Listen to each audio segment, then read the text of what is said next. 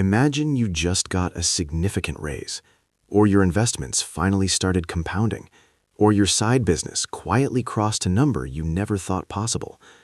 You didn't post about it. You didn't buy anything flashy. You just kept going. But here's the strange thing that nobody warned you about. The money didn't just change your bank account. It started changing something else entirely, something you didn't expect: your relationships.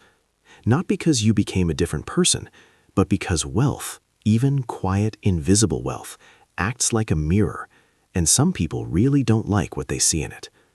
Today, we're going to talk about something that almost nobody in personal finance discusses: what actually happens to your friendships, your family dynamics, and your social life when you start building real wealth, and how to navigate it without losing yourself or the people you love. Here's what most people believe about money and relationships. They think the problems only come when people know you have money, when you're flashing a new car or posting vacation pictures. They assume that as long as you stay humble and low-key, nothing really changes socially. Life just gets quietly better. But that's not what actually happens. The truth is, wealth changes your relationships in ways that are almost completely invisible at first. Slow, subtle, like a tide that moves so gradually you don't notice the shoreline has shifted until you're standing somewhere completely different. And the uncomfortable part? Most of these changes aren't driven by greed or jealousy or bad intentions. They're driven by something much more fundamental. They're driven by psychology.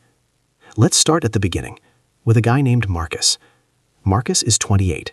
He's been quietly saving, investing, and building for about 4 years. Nothing dramatic, no inheritance, no lucky break, just consistency. His net worth crossed $200,000 last year. To most people looking at him from the outside, he looks exactly the same as he did at 24. Same apartment, same car, same group of friends from college. But something has started to feel different, and he can't quite put his finger on it. Here's what's actually happening. When you start building wealth, your relationship with risk changes. Your relationship with time changes. And quietly, almost invisibly, your relationship with money conversations changes. And those 3 shifts, risk, time, and money conversations, are where the relationship friction begins. Let's take them one by one. The risk shift. When Marcus was 24, he and his friends made decisions the same way. Split the expensive dinner. Go on the group trip even though it's a stretch. Say yes to things first and figure out the money later. But now Marcus thinks differently. Not because he's cheap, but because he understands that every rupee or dollar he spends has an opportunity cost. He knows that money invested at his age has decades to compound. So when his friends want to book an impulsive 10-day trip to Europe and split a $5,000 package, Marcus hesitates. Not because he can't afford it, but because he's done the math in his head, and he knows what that money could become in 50. For a lot of people, their social identity is built around shared struggle, around being in the same boat, around we're all just trying to figure it out. It creates connection, solidarity, and belonging. When you start leaving that boat, even slowly, even quietly, it can feel to others like a kind of abandonment, like you're saying the boat wasn't good enough, even though that's not what you mean at all. And here's the flip side, the thing that happens to you internally. As you build wealth, you start to crave conversations you're not having. You want to talk about asset allocation with someone who gets it. You want to debate whether to pay off your mortgage early or invest the difference. You want to think out loud about financial independence without people changing the subject or rolling their eyes. And when you can't have those conversations with your existing circle, you either suppress that part of yourself or you start quietly gravitating toward new people who are on a similar path. This is completely natural, and it's also where a lot of people feel guilt, like building wealth is somehow making them a worse friend, a more distant family member, a different version of themselves. But the guilt is misdirected. You're not becoming a worse person. You're becoming a more specific person, and that's not something to be ashamed of. It's something to be navigated thoughtfully. So what do you actually do with all of this? Here's what the research and the lived experience of people who've built wealth quietly tends to suggest.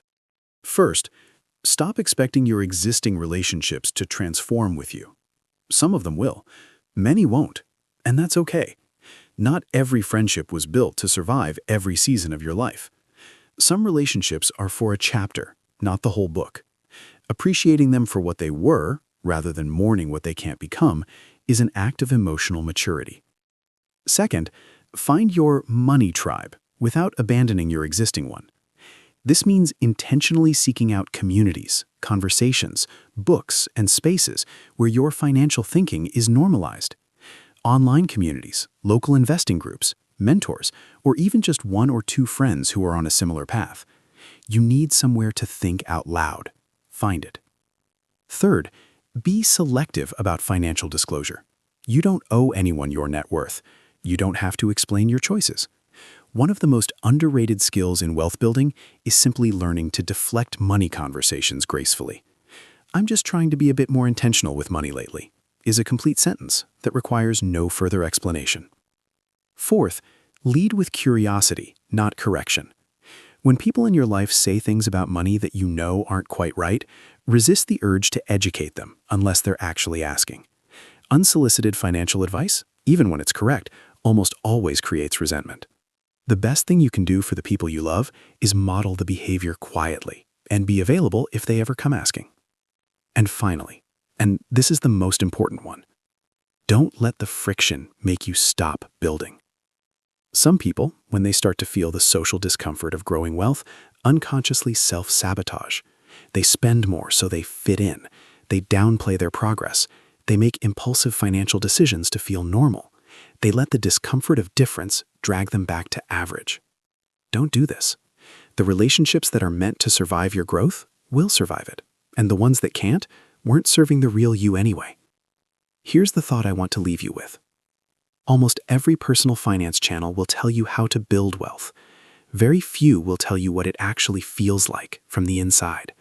The quiet negotiations you make, the conversations you start editing, the strange loneliness that can coexist with genuine progress. Wealth building is not just a financial journey, it's an identity journey. And identity journeys are always, in some way, relational ones. The goal isn't to become someone who has a lot of money and no real connections. The goal is to build a life where your financial reality and your social world are in honest alignment, where you're not hiding who you are and not apologizing for it either. Marcus eventually found a small group of friends who talked about money the way he did. He kept most of his old friendships too. He just stopped expecting those friendships to be something they weren't. He shows up, he laughs, he's present.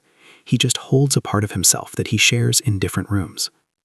Most people will never talk about this part of wealth building, but the people who navigate it well, they tend to build not just financial wealth, but something rarer, a life that actually fits who they've become. And that, in the end, is the whole point.